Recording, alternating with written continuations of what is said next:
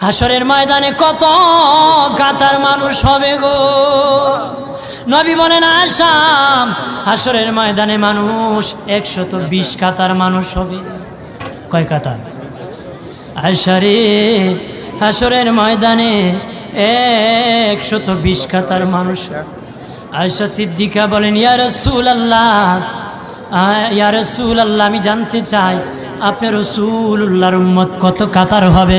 নবী বলেন আয়েশা, আমি রাসূলুল্লাহর উম্মত একাই 80 কাতার হবে।